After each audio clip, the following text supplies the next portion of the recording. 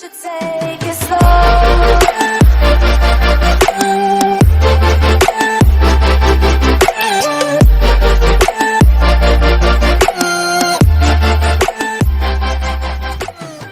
Hello everyone, welcome to the first tutorial on how to make a game within Unity.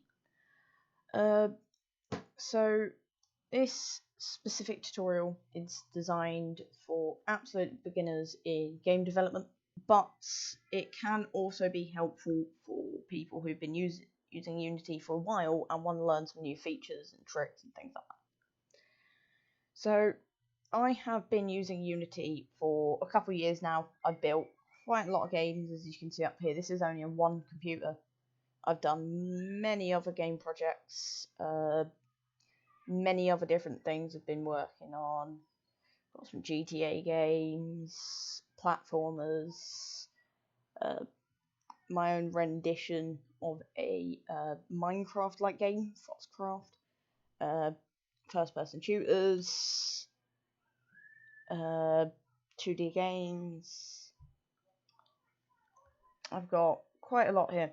So today we're just going to go through the first bit, which is the install process, and then we're going to get onto it. So first things first, you wouldn't have this screen. This is the Unity hub. This is where you've got all your projects and stuff located, where you've got your community stuff, your tutorials, and then you also have your installs. But this isn't where you would start. So first you would go up here and go to the Unity website, which is just, if you just type in Unity, it should be unity.com, real-time development platform in 3D.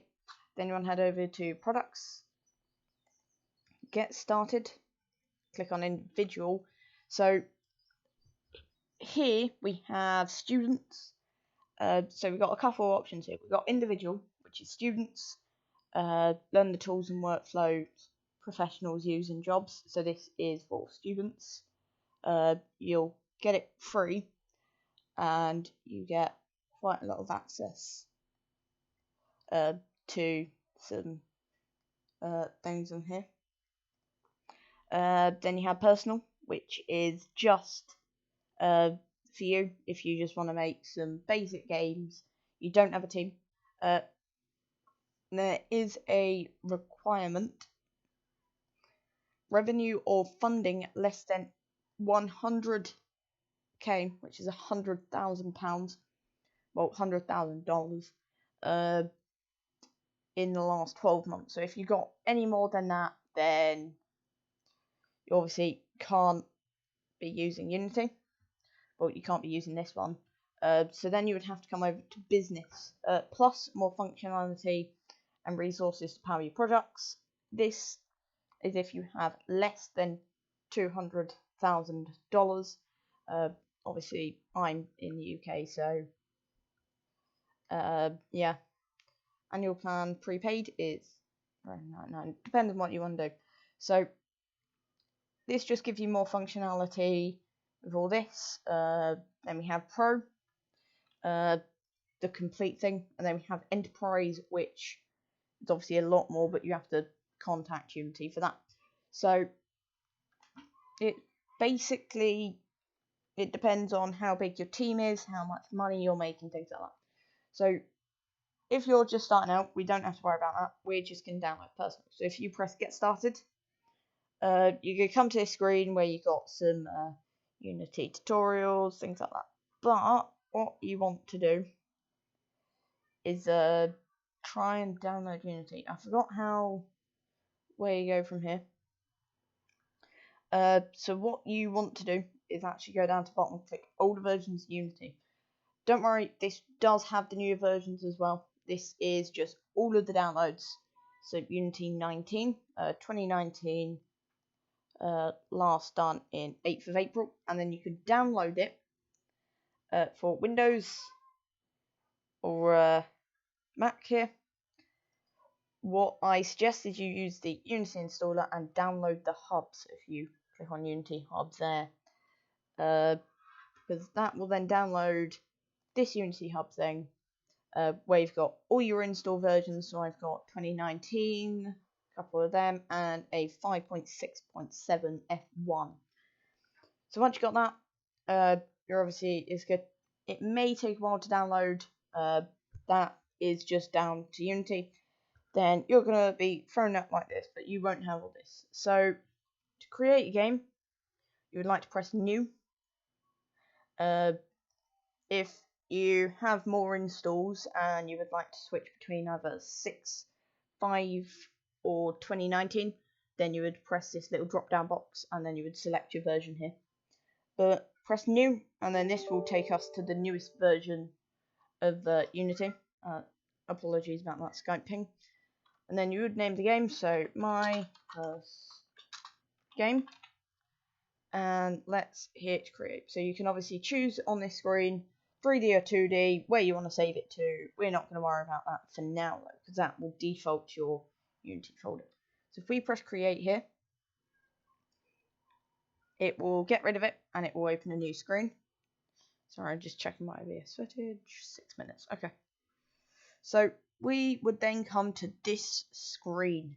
This is the Unity game engine. This is everything you're going to need to start off now. So first things first, here you have the main game. So this is the game scene, the thing I'm selecting on now. Then all around the outside you have your Unity panels. So this allows you to do many things. So let's start off with the camera here. So this is the main camera. If we click on it, you get a little camera preview. That's what you can see from this camera. When you get into more advanced tutorials and get characters and stuff in through the Unity Asset Store, you will end up deleting this camera as there'll be one built in to the characters. So you can bring it up and down using these tools. See that? So this is the camera. This obviously allows you to see your game through the scene, and then if we press the game scene, we can see what that little preview box was giving us.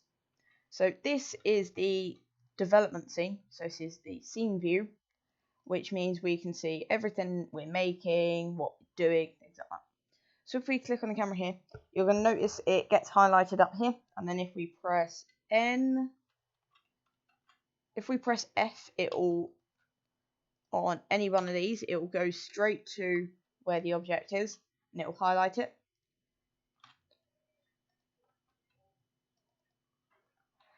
So then it will go to the object, which we're just going to zoom in. So you can use the scroll wheel to zoom in and out. If you hold the right mouse button, you can look around.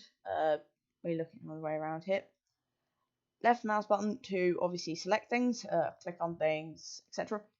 If you hold down the scroll wheel, you get a little hand tool. This allows you to move around and move your pivot point. So we're going to see here, but say we wanted to go underneath the camera, we could use the scroll wheel, go down, look there, go down again, and there you go, you can see underneath the camera.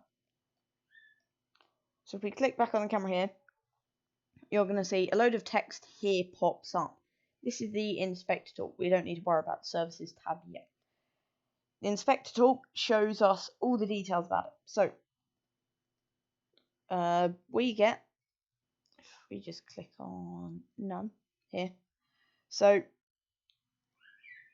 if we click on the inspector tool, we get the name, there's tags, there's layers, UI, water, things like that. But what we mainly need to worry about is the transform bit here. So this section is about the position, rotation, and scale. So let's say we wanted it at 0, 0, 0. We would type 0 and 0. So that's on the x-axis, which is this way. Z-axis, which is this way, and y-axis, which is up and down. By the way, yes, you can do barrel rolls with the camera. So at the moment, if you click back on the camera, we click on the actual camera bit here, you can see the direction the camera's viewing because it's going bigger and bigger and bigger along this way. You can kind of see that this camera view infinitely see, kind of anyway. It's depending how render distance and stuff works. Let's click on our camera here. Oh, what have I done? Here we go. So, if we click back on the camera, you've obviously got a load of settings under the transform, but you also have here. So you can see the background color of the camera. This will help later. We have flags of, so you can see solid colors, depth only, skybox, which is everything in the scene. Got a lot of things here, like the field of view, but you don't really need to change this. Go to 100 there. We don't really need to change that yet with aspect ratio or anything like that. So if we click on then directional light, so this is providing all the light in our scene. If we use this tool, we can turn the little sun thing here around, and we can obviously change the light settings. We can keep on going down and down. It's like a kind of daylight cycle. It'll just go down and down and down. We can keep on changing it. So at the moment we're going to keep it to there. The sun is there.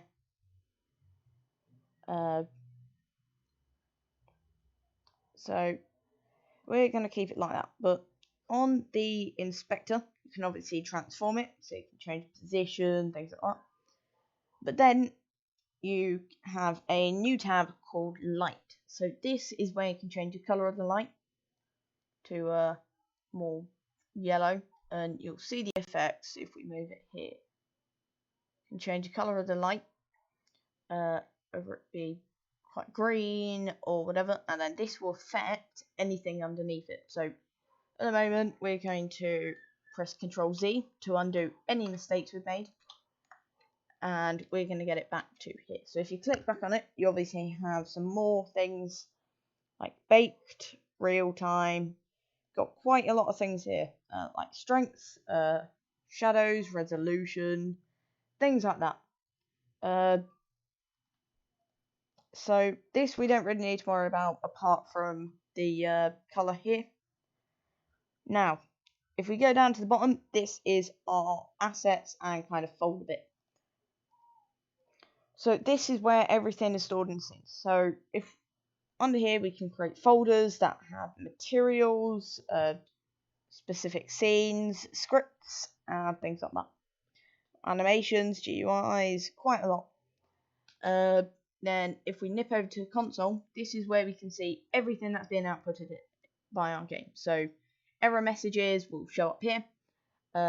Things like just text saying this section's loaded if you add it in. Then if we go over to here, we have the animation pane. Nothing here yet.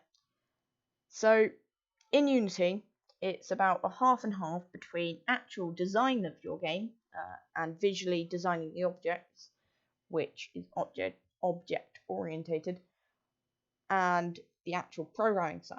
So let's start by creating a quick cube here. Been going for 40 minutes. So let's start by creating a cube. So if you come up here, press create, then you want to create 3D object and cube. So there are a couple things we need to know about this cube first. Number one is, if we just pop it to 0, 0, 0 here. There we go. So number one is it's a cube. It's got kind of the basic features of a cube, but what we need to look at is under the inspector. So we have obviously the transform. That's your scale. The scale is 1 by 1 by 1. We could put it 0 by 0 by 0, but that wouldn't really make sense if we had a cube that had literally no size to it. So if we have a look at here, so what you need to learn is the mesh renderer and mesh filter. These are the actual look of the cube. Mesh filter we don't really need for the moment, but mesh renderer deals with the lighting and how the cube looks and things like that. Then we have materials under here, which we'll get onto soon. But the main bit for now is the box collider. So everything that has a collision, so everything that you can hit into will have a box collider. So when you click on a standard box, you'll get a box collider. We can turn it off and we can turn it on. So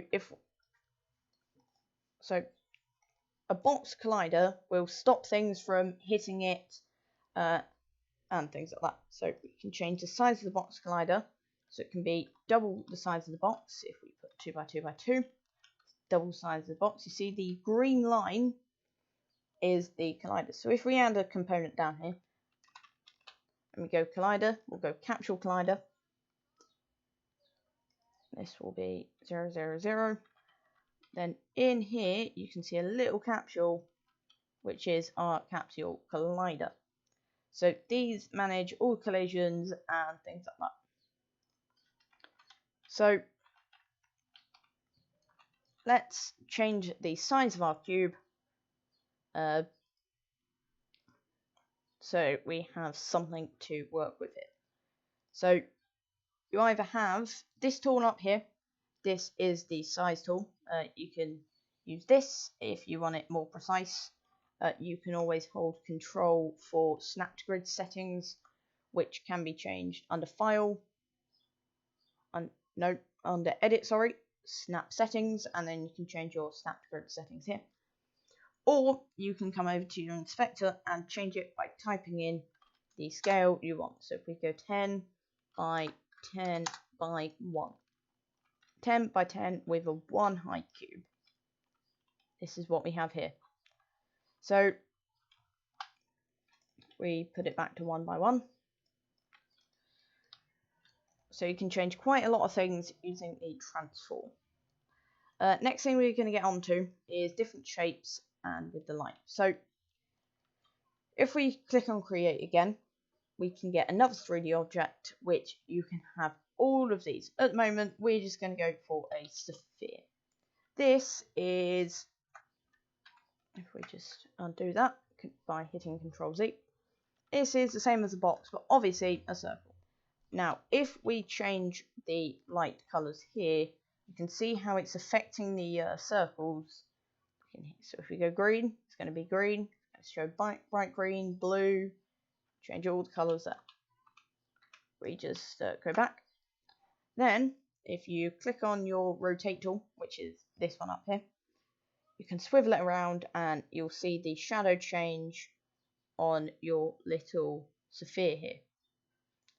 We keep on going down. You can see how the shadows change and how it works on that. So Control Z. There we go.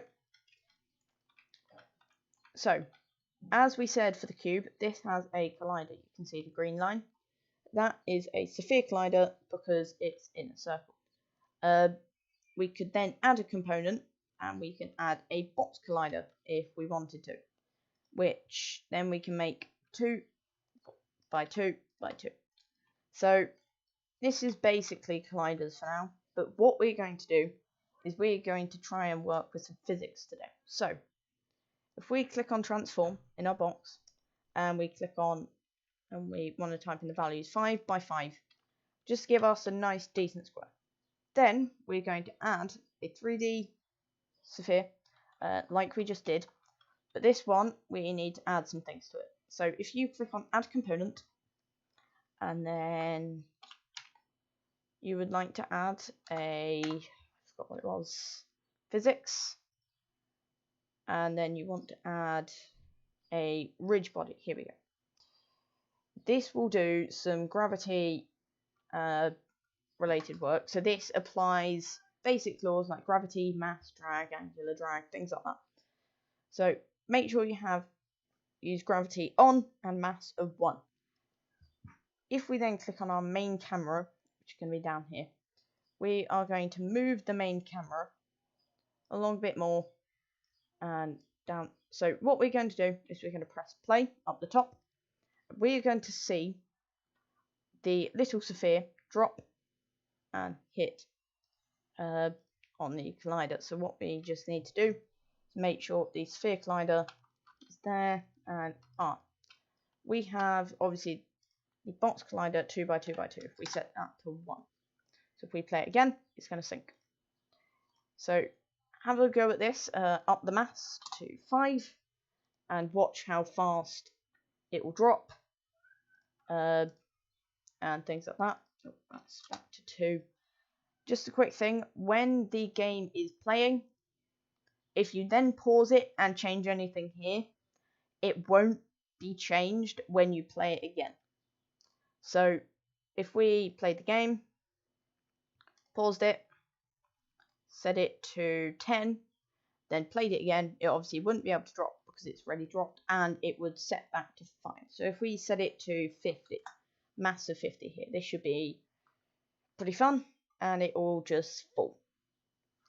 Mass of 200, play that, and it will keep on falling over and over again. So if you want to have a play around with these, see what they do,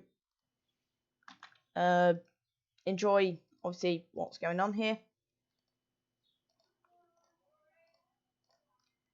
So we set the mass back to 1, and then you can obviously see everything drop here. Another thing to do is play around with your colliders. So if we have center 1x1x1, it will be 1 off, which we clearly don't want. Add the radius to make it bigger or smaller. So if we add it 10, it may glitch out here. Yep, it's going to zoom up because everything is hitting it. So if we make it 2, it will stay floating because the outside collider is hitting that, even though we do have the ridge body still set up all here.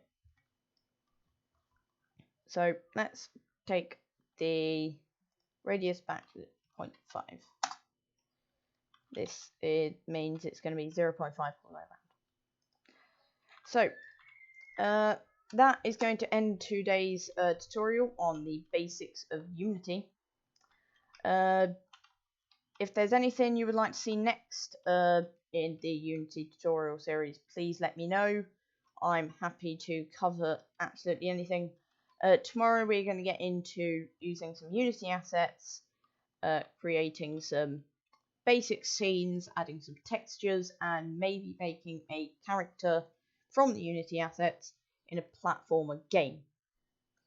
Anyway, so that's going to be the end of today's video.